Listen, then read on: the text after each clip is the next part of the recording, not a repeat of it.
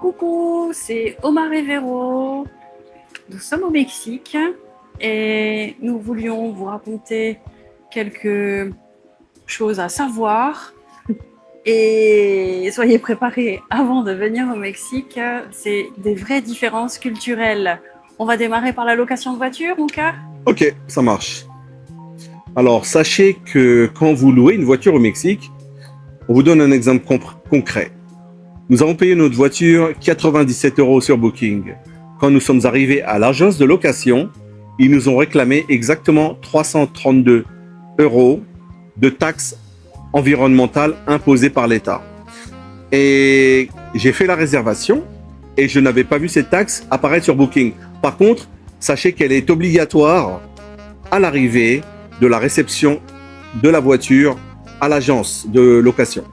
Donc ne soyez pas étonnés. C'est une sorte d'assurance en fait qui doit être absolument souscrite au Mexique et on ne peut pas utiliser toutes les assurances que nous avons bien sûr en Europe. Ne soyez pas étonnés, c'est du réel. Voilà, alors pourquoi on a loué une voiture? C'est vrai qu'il y a beaucoup de transports ici, il y a les collectivos, il y a les bus ados qui assurent les grands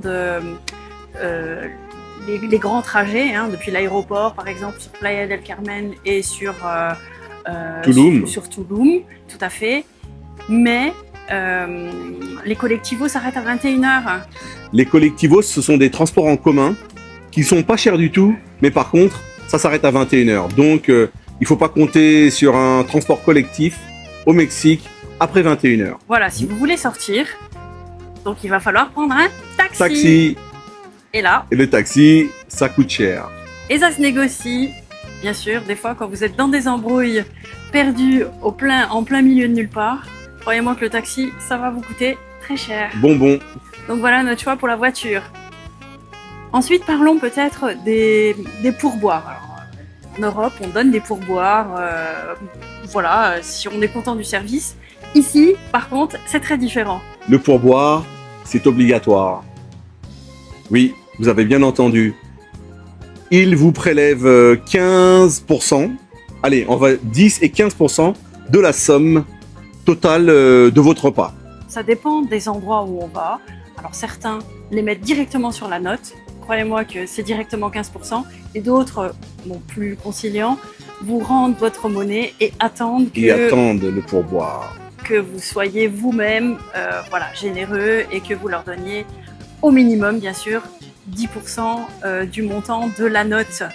Alors que ça soit dans un restaurant, que ça soit même chez le glacier, j'étais très étonnée. Tout le monde attend un pourboire. Tout le monde, vraiment. Ce sont des vraies différences culturelles avec la France. D'ailleurs, c'est pour ça que j'ai souvent entendu les Français sont radins. Mais non, c'est parce que chez nous, le pourboire est inclus dans la note. Nous n'avons pas cette habitude. Nous sommes dans le milieu qui côtoie les Amériques et les États-Unis, où il est de coutume de laisser un pourboire en plus de la somme totale. Voilà. Alors, autre point très important qu'il faut savoir. Là, nous sommes au mois de juin 2025. Et quand nous avions booké nos vacances, on s'était dit, bon, avant les grandes vacances, ça peut être sympa, se détendre un petit peu. Et on va être hors vacances scolaires, les tarifs vont être intéressants. Donc, on a booké le Mexique. Mais il faut souligner un point important. Au Mexique, il y a un phénomène qui se produit tous les ans. Ça s'appelle les sargasses. Et en particulier de Cancun jusqu'à Tulum, C'est sur ça. la côte est. Nous vous expliquons. Les sargasses, c'est une espèce d'algue brune qui s'échoue sur les plages. Vous voyez Vous là? pouvez les voir à l'écran. Voilà.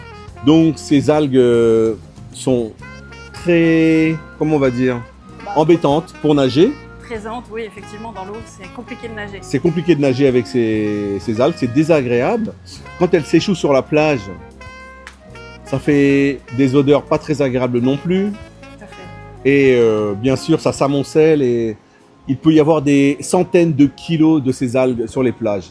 Et donc ça enlève tout le charme et tout le plaisir, bien sûr, d'aller se baigner dans l'eau et de s'allonger sur le sable. Mais par contre, il vous reste les cénotes pour les amateurs de baignade en eau douce. Il y a des cénotes vraiment sympathiques où on peut voir des poissons, on peut voir des Tortues. tortues, des raies. Bon, l'eau est un tout petit peu plus fraîche. Elle est fraîche. Donc voilà, et souvent la baignade c'est avec des gilets de sauvetage, donc c'est un peu moins Agréable. sauvage, agréable et libre. Voilà. Les cénotes, on vous explique aussi qu'est-ce que c'est. Ce sont des trous qui sont formés dans le sol qui est Souvent, calcaire. C'est des grottes, oui. Oui, ce sont des grottes souterraines qui sont remplies d'eau. Et vous avez la possibilité de vous baigner dedans. Voilà. C'est organisé. Certaines sont à l'air libre quand même, donc un peu plus chaudes. Et actuellement, il n'y a pas beaucoup de monde, donc c'est quand même fort agréable. Voilà.